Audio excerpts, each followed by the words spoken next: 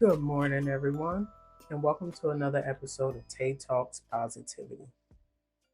This is your girl Tay, ready and hoping to help you get your week started with some positive vibes and good energy. So, I was watching Love is Blind on Netflix, and there was this one couple that I just knew, I believe everybody just knew was going to make it, Brittany and Kenneth. While they were in the pods, they seemed like they were able to talk about any and everything. And they seemed like they were going to be able to communicate with each other since their connection to me seemed genuine and it honestly just seemed great. They had talked about things that they didn't show the other couples talk about, like their expectations when it came to being physically intimate with each other. I think they even talked about how every night before they went to bed that Kenneth said he wanted to do something like a daily check-in. I can't remember if that was actually in the pods or when they went to the little vacation that they go to afterwards, but that was something that they talked about where they would basically decompress their days with each other every night, talk about things that happened throughout the day and how they wanted to move forward the next day or something like that, some of those sorts. And I thought that was actually a really good idea because sometimes, especially when your day gets hella busy, you unintentionally forget to check in with your significant other. Now, it's not that you're not interested in knowing how their day is going or how it went or if there's anything they may want to talk to you about, whether it's good or bad. Sometimes days are just off the wall crazy and you feel like you've just been pulled left and right and up and down. So when you get to that point in your day when you feel like now I can just finally relax. And before you just shut down for the day, simply just check in. This is something that I wouldn't mind actually trying to implement in my own relationship. Now, I do talk to Shamira frequently throughout the day. We're both lucky enough that we're able to pick up the phone and make a call while we're at work. We always like to let each other know what's going on throughout our day in the moment. Because personally, if I don't let her know right then and there, I'll forget. My mind, I don't know, call it COVID brain. That's what I like to call it. And she's the same way, vice versa. But there are some days where one or the other, or maybe even both of us, are just crazy busy and aren't able to pick up the phone for the usual updates throughout our day.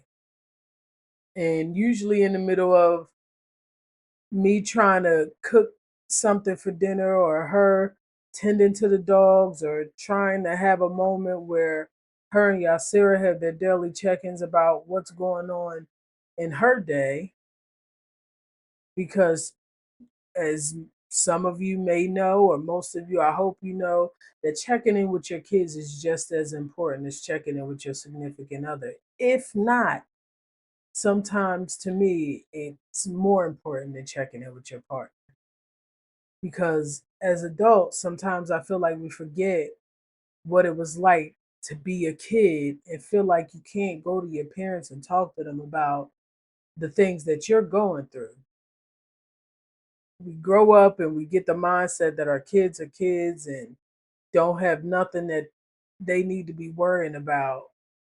They have no responsibilities other than going to school and keeping their rooms clean and keeping up their grades. But I like to beg to differ. Our kids go through things just like we go through things, but a lot of things they keep to themselves. So check in with your kids. I love that Shamira and Yasira have that relationship where Yasira feels safe to go to Shamira and talk to her about any and everything. Now, there are some things that I don't get the privilege of being able to be that go to set of ears to listen, and I'm learning to be okay with that. At first, I used to feel left out and like I wasn't being thought of, but I've learned that that's not the case. And I learned that I had to check myself and my emotions because her not coming to me about some things had nothing to do with me personally. Now, I can really dive deep, and I just might do an episode about this specific topic. But let me get back on track with what we were talking about. Now, back to Kenneth and Brittany. When they got back from the pods after the vacation and after the initial, you know, let's get to know each other, things kind of really changed when reality set in. They got their phones back, for one, and once they got their phones back, I noticed the difference in Kenneth's behavior. It seemed like every time that Brittany would try to talk to him and ask him questions about even the simplest things as to what side of the dresser he wanted or what side of the sink he wanted or where he wanted his things to be or whatever. It just seemed like he started giving her quick one word answers and not really responding to her the way he would before. He wouldn't even look up from his phone long enough to look her in her eyes when he said what he was saying. And then the moment when she decided that she would let him know how she was feeling, she got one of the most passive, aggressive, narcissistic responses I had ever seen in my life. It was like he took her saying how she felt and turned it around to make it seem like she was the one that had the problem. Personally, if you ask me, he was looking for a reason to walk away from her, and he took her expressing her emotions as the perfect time to create that reason where he could shift her expressing her emotions as her attacking his lack thereof. Hope that made sense. Personally, I think he had something going on at home that once he got his phone back, maybe a thread of messages that was there triggered something. I don't know. I can't speak of it because I don't know the answers. These are just my assumptions, but that's just what I think. Now, learning to be able to communicate with someone without allowing their emotions to take over and rule the path and outcome of a conversation is something that is so hard to do. This is something that I'm still learning how to deal with as an adult in my late 30s. I came across a post on Facebook that was saying how sad it is that as adults, our generation doesn't know how to address misunderstandings and disagreements and things that bother or hurt us.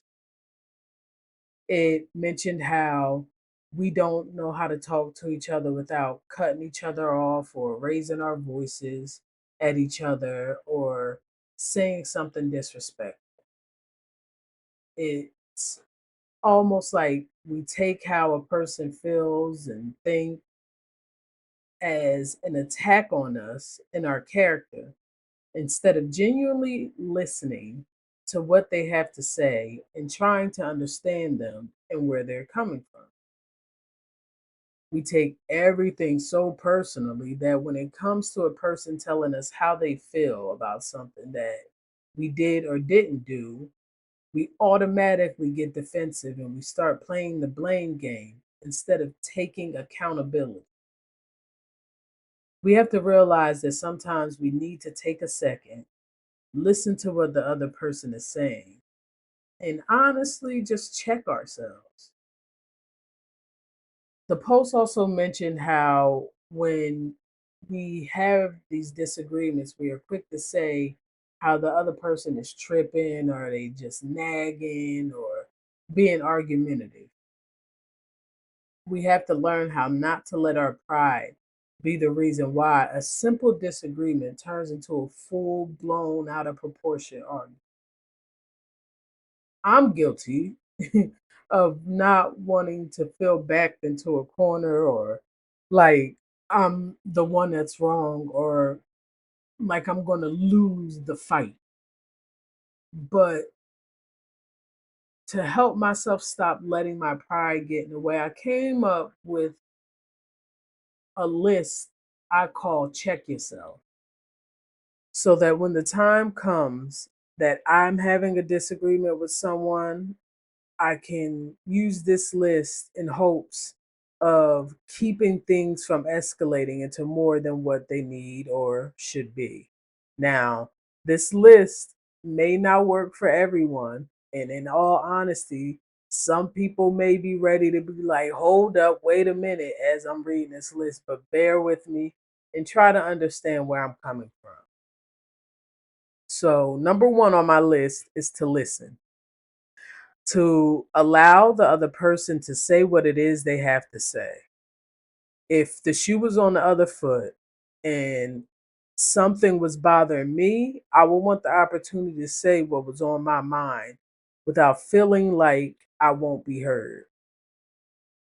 Listening to what the other person has to say or what they're saying will allow me to recognize what their true intentions are in what they're trying to say.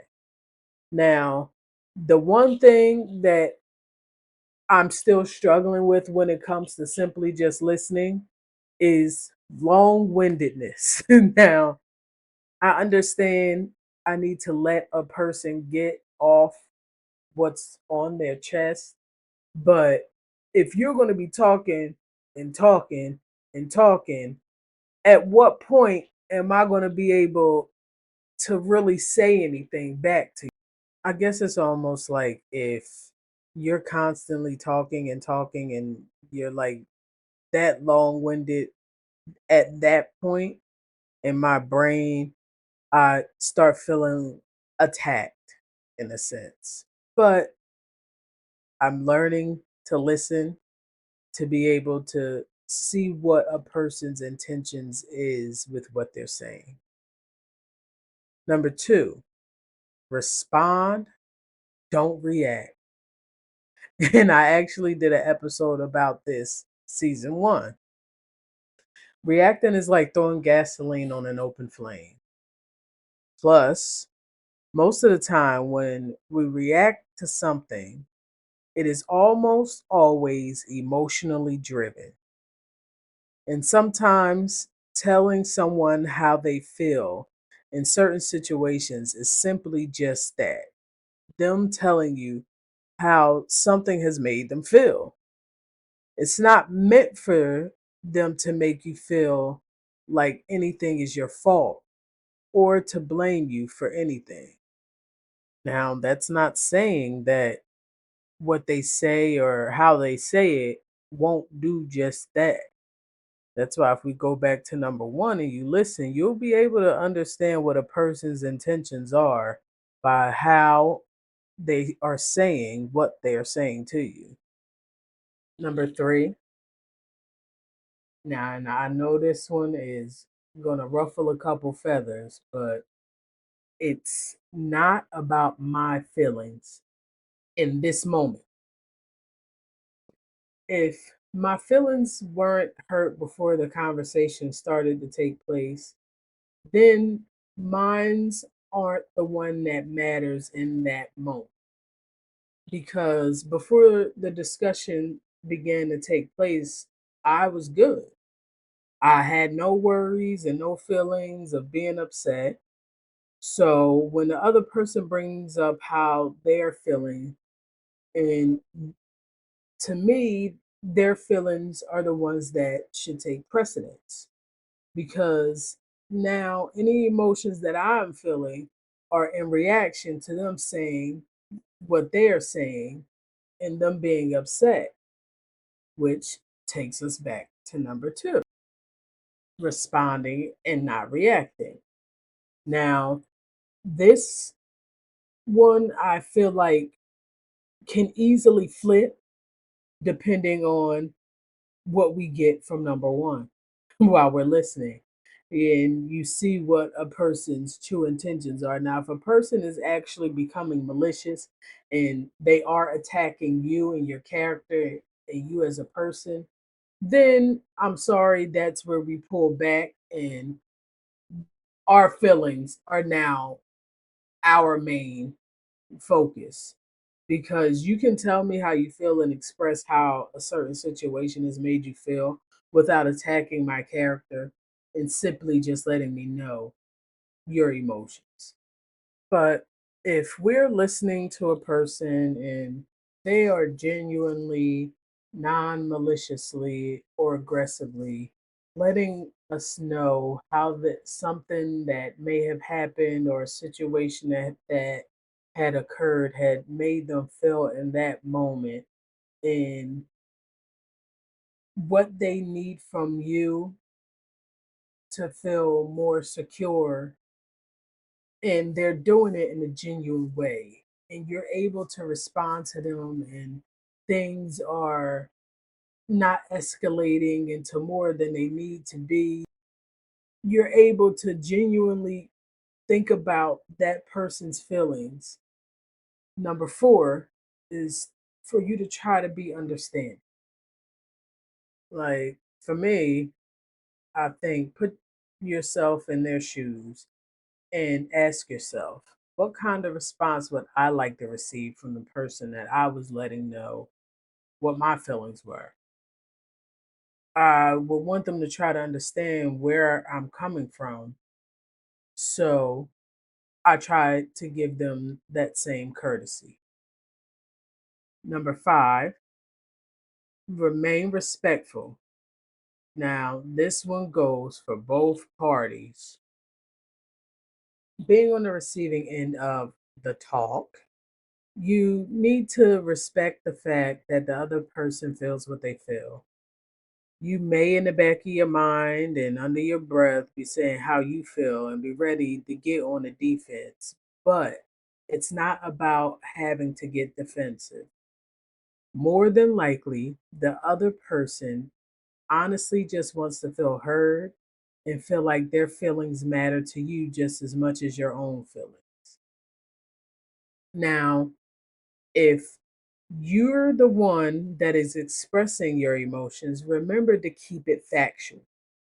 While, yes, you are talking about your emotions and how something has made you feel, you are there to be more informative than emotional. I know that sounds contradicting, but think about it. It's really not. You want to get your point across without blowing things up into a big old fight. So, by letting the other person know what happened and how it made you feel in the moment without reacting emotionally can definitely be possible. That's why a cool down time has become something that I found to be crucial for all of this to work. Now, I didn't figure this out on my own because I'm a very emotional person. And doing all of this is something new for me. But luckily enough, I've had Shamira help me to learn to implement this actual cool down period. Now, I had asked Shamira what she thought about everything I had mentioned above when it comes to having a disagreement and how to have a successful discussion. And she said that she felt like everything I mentioned above seemed to be one sided. I had asked her to elaborate, and she told me that she felt like I was saying basically that if she was the one that was on the receiving end, that she wasn't allowed to say how she felt. She said that she didn't think that it was fair to say that she wasn't allowed to say how she felt about the conversation. Now, instead of going back and rewording anything that I said, because I stand by everything that I said in a sense, but I want to help people get a better understanding that might feel the same way that she felt. I'm not saying that you're not allowed to talk if you're on the receiving end. My thing is, your main job during this conversation is to evaluate in your head the way the conversation is going without letting your emotions take control of how you're perceiving what the person is saying. I've learned that I've had conversations with Shamir where we've had these kind of discussions, and I literally, in the midst of listening to her talk, am checking myself because I'm listening to the way that she's delivering what she's saying. And once she says what she says, I'm able to respond to her, also being just as factual and informative as she's being without either one of us letting the conversation become emotionally driven. So, again, I'm not saying you're not allowed to speak or say how you feel or how something has made you feel. It's just be careful that it doesn't become a back and forth. I felt this way because you did this. Well, you did this to make me feel this. And then it just becomes back and forth. And then at that point, it becomes hard to keep emotions out of it. And once the emotions get into it, there's the defensive side that gets into it. And once the defensive side gets into it, it starts to blow up, and you got one person yelling over the other or talking over the other, cutting off the other, and the conversation will actually get nowhere. I even brung up an old discussion that we had for us to try to talk through just to get a better idea of how the talk can actually be played out. And I ended up with two takeaways. Number one, the perception of what the person is saying plays a major role in how something can be taken the wrong way and lead to things blowing up and turn it into more than what they were intended to be.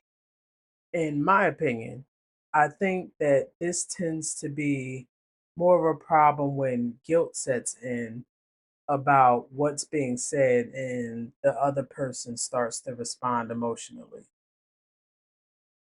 And then during the mock discussion, she mentioned that instead of having the discussion lead to an argument, she doesn't feel like going back and forth, and she would rather just agree to disagree and drop the conversation, which takes me to my second takeaway: understanding versus agreeing. You don't have to agree with what the other person is saying. That's not what the discussion is for. The discussion is for you to try to understand better how certain things make the other person feel, and the same vice versa. It's okay to agree to disagree because we're not trying to win a fight. We're simply trying to understand how the other person feels. Now, I'm no relationship expert or therapist of any kind. I do have some years of psychology under my belt since that was my major at college at Cheney University. See you. But I'm no licensed therapist of any kind. So everything I've said is just based off my own personal opinion. At the end of the day, everyone has to do what works best for them and in their relationship. So this list that I've come up with and compiled is just something for me to personally be able to check myself. It tends to work for me when it comes to being able to compartmentalize my emotions and how I feel during discussions or disagreements with other people. So, if I had to put an affirmation to this week's episode, it would be that it is okay to express my feelings without feeling guilty for feeling them. Now, I, as usual, want to thank everybody for tuning in. This week's episode ran longer than most of them usually do, but sometimes it takes a little bit longer to be able to get your point across when it comes to certain things. So, patience is a virtue that I am trying to work on myself. But I thank you all for tuning in every week, and thank you all for sharing and telling a friend to tell a friend about the podcast. It truly means so much to me to have you guys tune in and listen to little old me every week. Now I'm gonna let you all go ahead and get your days started or continue throughout your day, depending on what time of day you're actually listening to this week's episode. I hope you all have a great and amazing rest of your day, a great and amazing rest of your week. And remember, if there's anyone negative out there that tries to bring you down or flip the script on you and have you doing anything other than what you were already doing, remember to let your light and aura of positivity shine bright. Maybe they need somebody to show them how to look at situations in a positive light and look at things differently. This is your girl Tay. Until next week, always remember, affirm it, apply it, achieve it.